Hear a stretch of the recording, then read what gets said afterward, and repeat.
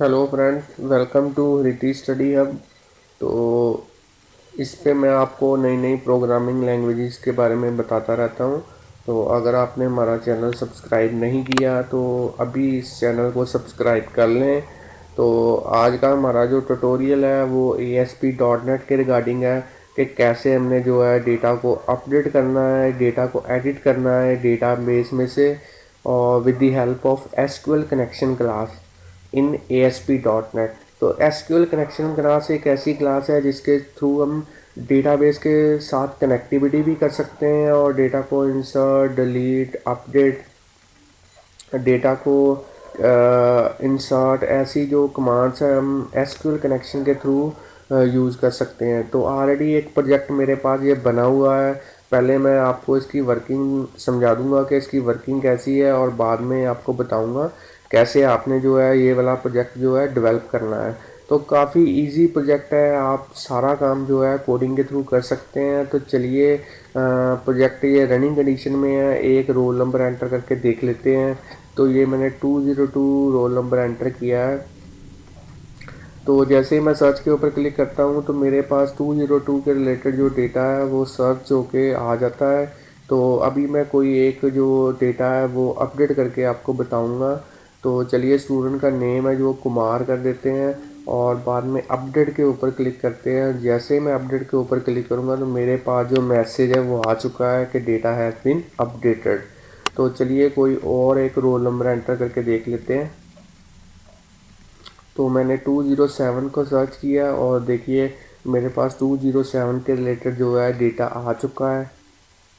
तो चलिए दोबारा से एक और रोल नंबर एंटर करके देख लेते हैं, 3091। तो ये इनवैलिड डेटा है, इसलिए मेरे पास आ गया डेटा नॉट फाउंड, क्योंकि ये रोल नंबर डेटाबेस में नहीं है। तो चलिए एक बार फिर से 202 को सर्च करके देख लेते हैं, और ये देखिए जो मैंने विनय कुमार किया था वो एक्चुअली अपडेट हो चुका है डाटाबेस में से। तो ऐसे आप ही जो है इस तरह का प्रोजेक्ट जो है ASP.NET के अंदर जो है क्रिएट कर सकते हैं।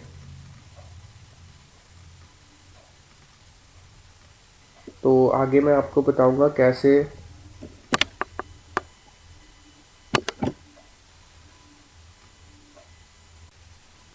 तो चलिए फ्रेंड, जो हमारा प्रोजेक्ट है उसकी जो है क्रिएशन जो है डेवलपमेंट शुरू करते हैं। तो सबसे पहले मैं सोल्यूशन के ऊपर क्लिक करके राइट क्लिक करके एक नया आइटम ऐड करूंगा अपने प्रोजेक्ट के अंदर।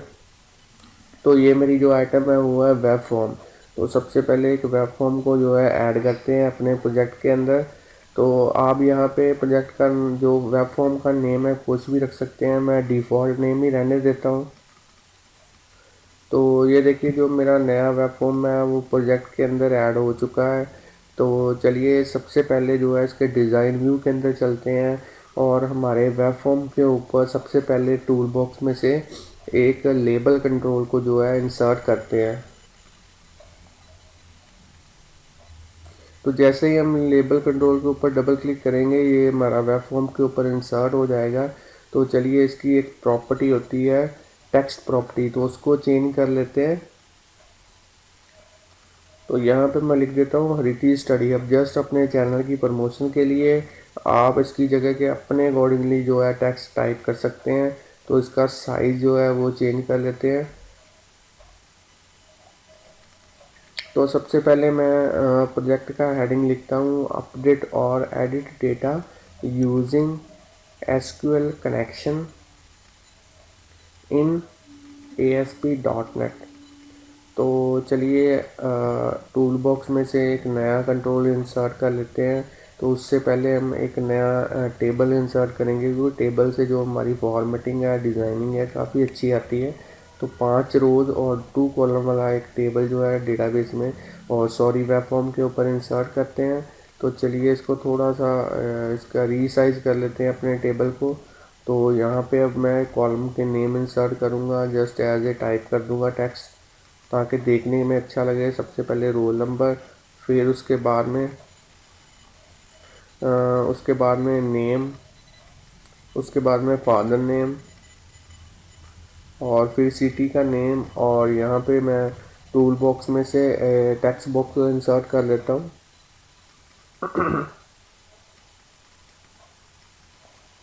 तो जैसे ही टेक्स्ट बॉक्स के ऊपर डबल क्लिक करूँगा तो ये मेरा वेब फॉर्म के ऊपर इंसर्ट हो जाएगा। तो थोड़ा सा इसकी जो रीसाइजिंग कर लेते हैं, साइज़ इंक्रीज़ कर लेते हैं। तो चलिए अब नेक्स्ट स्टेप की ओर चलते हैं।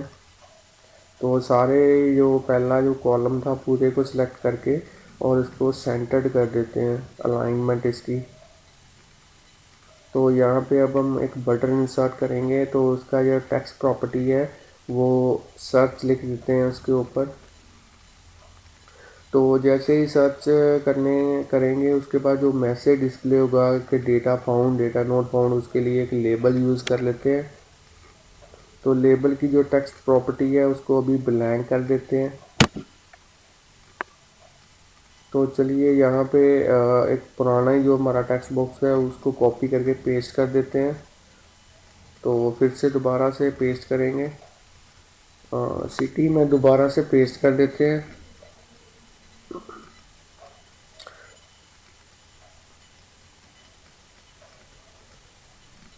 अब हमारा जो एक बटन है जिसका नाम हम रखेंगे अपडेट, उसको इंसर्ट करते हैं वेब फॉर्म के ऊपर। इसका जो टेक्स्ट प्रॉपर्टी है उसको अपडेट उसमें लिख देते हैं।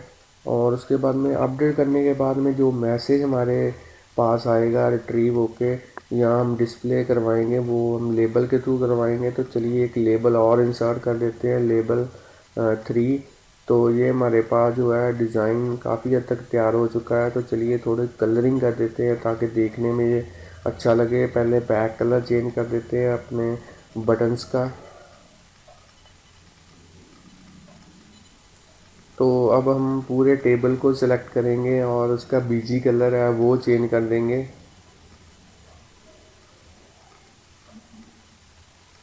तो मैं यहाँ पे येलो कर देता हूँ कलर, बॉर्डर 1 कर देता हूँ ताकि जो लाइंस है टेबल की वो थोड़ी सी थिक हो जाए।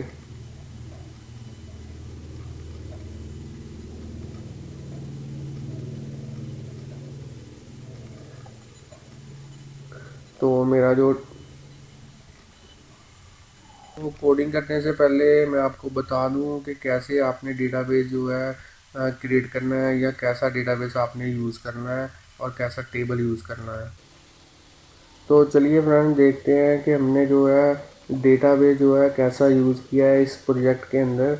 तो मैंने इस प्रोजेक्ट के लिए एसक्यूएल सर्वर यूज़ किया है, और एसक्यूएल सर्वर के साथ काम करने के लिए मैंने एक सॉफ्टवेयर यूज़ किया है, SQL server management studio express. तो ये माइक्रोसॉफ्ट का ही एक सॉफ्टवेयर है जिसमें डेटाबेस के रिलेटेड जितनी भी टास्क है वो हैंडल करनी काफ़ी इजी होती है ग्राफिकल यूज़र इंटरफेस के थ्रू। तो आप भी मैनेजमेंट स्टूडियो अपने कंप्यूटर के ऊपर जो है इंस्टॉल कर सकते हैं। तो सबसे पहले यहाँ मेरे सर्वर का नेम लिखा हुआ है विकास पीसी एसक्यूएल सर्वर, और जो मैं ऑथेंटिकेशन यूज़ कर रहा हूँ वो विंडोज़ ऑथेंटिकेशन है। इसके लिए मुझे यूज़र नेम और पासवर्ड फिल करने की ज़रूरत नहीं पड़ेगी। तो चलिए इसके अपने सर्वर के साथ कनेक्ट करते हैं।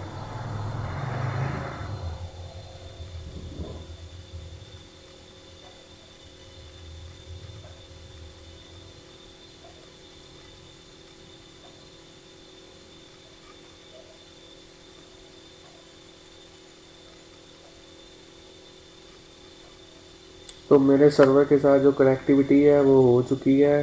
तो चलिए मैं आपको दिखा देता हूँ मेरे डेटाबेस का नाम क्या है। तो जैसे ही मैं एक्सपेंड करूँगा डेटाबेस वाला जो फोल्डर है उसमें मैंने जो डेटाबेस यूज़ किया है वो है स्टूडेंट डेटा। तो इसके अंदर जो टेबल मैंने यूज़ किया है वो भी आपको बता देता हूँ कि कैसा टेबल मैंने यूज़ किया है। तो अगर आप चाहते हैं कि कैसे टेबल और डेटाबेस क्रिएट करते हैं तो मैंने ऑलरेडी एक वीडियो अपलोड की हुई है, वो top 10 query regarding SQL server, तो वो आप देख सकते हैं। तो जो मैंने टेबल यूज़ किया है उसका नेम है स्टूडेंट इन्फो। तो इसका एक बार आपको डिज़ाइन दिखा देता हूँ कि डिज़ाइन कैसा है इस टेबल का।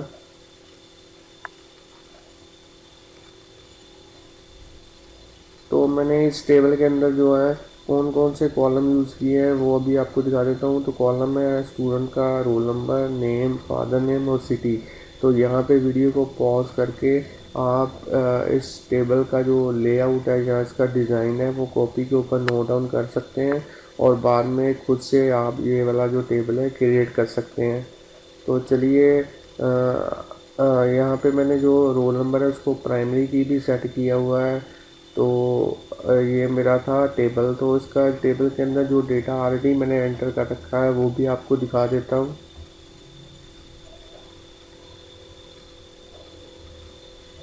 तो ये सारा डेटा जो आप देख रहे हैं ये ऑलरेडी मैंने टेबल के अंदर एंटर कर रखा हुआ है। तो ऐसा टेबल और डेटाबेस आप भी क्रिएट कर सकते हैं ताकि आप जो है इसको अपने प्रोजेक्ट के अंदर एसक्यूएल कनेक्शन के थ्रू कनेक्टिविटी करवा सकें।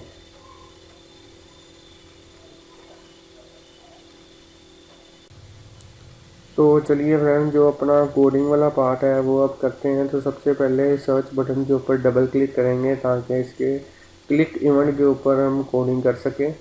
तो ये देखिए मेरे पास वो वाला जो क्लिक इवेंट वाला फंक्शन है वो आ चुका है। तो सबसे पहले जो मैंने नेम स्पेसिस दो यूज़ करनी है, सबसे इम्पोर्टेंट वो है सिस्टम डॉट डेटा। आपने भी ये यूज़ करना है using system dot data dot SQL client. तो ये दो नेम स्पेसिस आप अपनी कॉपी के ऊपर नोट डाउन कर लीजिए। काफ़ी इम्पोर्टेंट है हमारे एसक्यूएल कनेक्शन के थ्रू कनेक्टिविटी करने के लिए डेटाबेस के साथ। तो जो कोडिंग है वो ऑलरेडी मैंने कर रखी हुई है। तो मैं ये वाली कोडिंग जो है आपको भी डिस्क्रिप्शन में वीडियो की दे दूँगा, आप वहाँ से भी कॉपी कर सकते हैं, इसको अपने अकॉर्डिंगली मॉडिफाई कर सकते हैं। तो चलिए पहले सर्च वाली कोडिंग है उसको मैं कॉपी कर लेता हूँ, काफ़ी इजी कोडिंग है। तो अपने जो क्लिक इवेंट वाला फंक्शन है सर्च बटन के वहाँ वहाँ पे पेस्ट कर देते हैं। तो आप देख सकते हैं डेटा सोर्स मैंने किया है, उसमें अपने सर्वर का नेम लिखा है, फिर मैंने एक डेटाबेस का नेम लिखा है और जो सिक्योरिटी है वो इंटीग्रेटेड यूज़ की है ताकि मुझे यूज़र नेम और पासवर्ड एंटर करना मत पड़े। तो उसके बाद में मैंने जो क्वेरी यूज़ की है वो वेयर वाली क्वेरी है। बड़े इजी वे के साथ एसक्यूएल क्वेरी जो आप कैसे क्रिएट करना है वो नेट से सीख सकते हैं।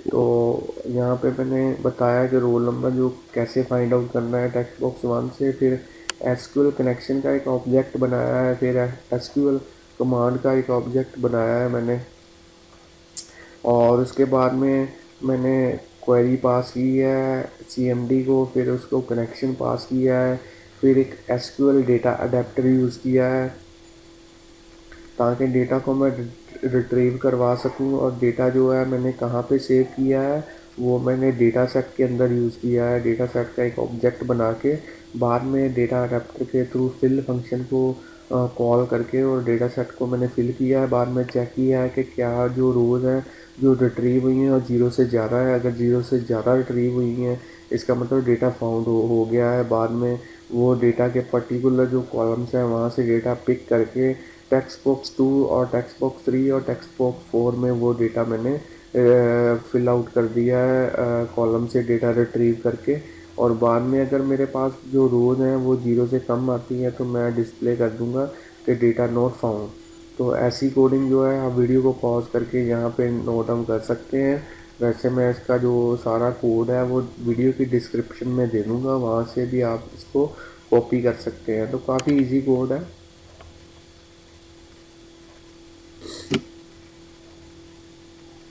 तो ये एक थ्रेटिकली मेरे पास पीडीएफ फाइल है, ये वाली फ़ाइल भी मैं आपको जो है वीडियो की डिस्क्रिप्शन में इसका डाउनलोड लिंक दे दूँगा ताकि आप भी रीड आउट कर सकें कि एक्चुअली थ्रेटिकली इन क्लासेस का मतलब क्या है। SQL connection, SQL command, SQL adapter और उसके बाद में डेटा सेट। तो इसके रिगार्डिंग जो है आप नोट पढ़ सकते हैं। तो चलिए मेरे पास सर्च की कोडिंग तो हो चुकी है, तो अब जो है कोडिंग जो मैंने करनी है वो है अपडेट बटन के ऊपर। तो चलिए अपडेट बटन के ऊपर डबल क्लिक करके इसकी कोडिंग करते हैं। तो ये मैंने जो है लेबल चेक किया था, तो लेबल जो है मेरे पास 2 आ रहा था, तो इसलिए मैंने अपनी कोडिंग में जो लेबल है उसको 2 कर दिया। तो चलिए अब अपडेट के ऊपर जो है वो यूज़ करते हैं, कैसे हमने कोडिंग करनी है। डबल क्लिक करेंगे तो इसकी भी कोडिंग मैंने ऑलरेडी कर रखी है, काफ़ी हद तक कोडिंग बिल्कुल इजी है। तो इसको मैं कॉपी कर लेता हूँ कोडिंग को। ये वाली कोडिंग भी मैं जो है आपको वीडियो की डिस्क्रिप्शन में दे दूँगा, तो वहाँ से भी आप इसको कॉपी कर सकते हैं। तो बड़ा ईज़ी है। सबसे पहले मैंने लेबल को चेंज कर देता हूँ। तो जो लेबल मैंने वेब फॉर्म के ऊपर लिया है वो लेबल 3 है। तो अपनी कोडिंग के अंदर भी जो मैं लेबल है 3 कर देता हूँ।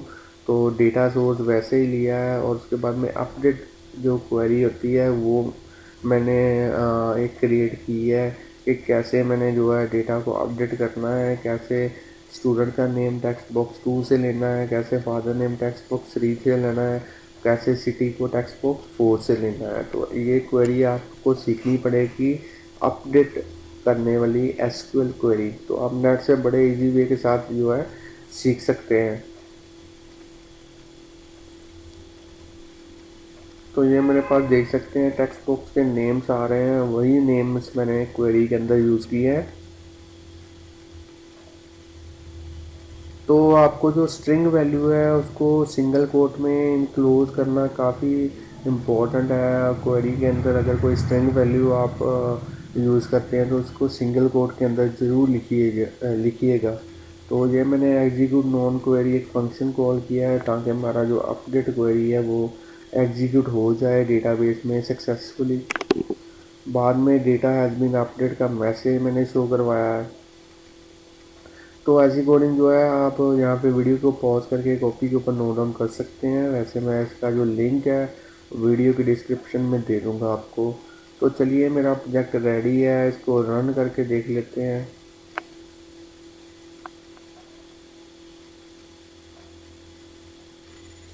तो सबसे पहले एक रोल नंबर एंटर करके देख लेते हैं 202। तो इसको मैं सर्च कर लेता हूँ। तो ये देखिए डेटा जो मेरे पास रिट्रीव हो चुका है 202 के रिलेटेड। तो नेम का जो मैं कुमार है उसको शर्मा कर देता हूँ, और जो सिटी है उसको भी एक बार चेंज कर देता हूँ, दिल्ली कर देता हूँ, और अपडेट के ऊपर क्लिक कर देता हूँ ताकि मेरा जो डेटा है वो डेटाबेस में अपडेट हो जाए। तो ये देखिए सक्सेसफुली जो मेरा डेटा है अपडेट हो चुका है। तो एक बार फिर से कोई रोल नंबर इनवैलिड सर्च करके देख लेते हैं। तो ये देखिए इनवैलिड रोल नंबर पे ये कहता है कि डेटा नॉट फाउंड। तो फिर से दोबारा से एक सही रोल नंबर एंटर करके देख लेते हैं 202।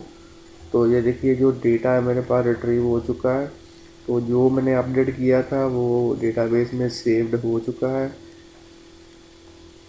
तो फ्रेंड्स आज आपने सीखा कितने इजी वे के साथ जो है आप अपडेट और डेटा को एडिट कर सकते हैं with the help of SQL connection. तो अगर हमारा जो ये चैनल आपको या वीडियो अच्छी लगी है तो सब्सक्राइब करना मत भूलिए, इस सर्कल के ऊपर क्लिक कीजिएगा। और अगर हमारी वीडियो अच्छी लगती है तो उसको लाइक कमेंट और शेयर ज़रूर कीजिएगा, क्योंकि ऐसे ही ट्यूटोरियल बढ़िया बढ़िया मैं जो है अपने चैनल के ऊपर डालता रहता हूँ। तो इसके थ्रू आप जो है बड़े ही इजी वे के साथ ASP.NET जो है और अदर प्रोग्रामिंग लैंग्वेजेस जो है सीख सकते हैं।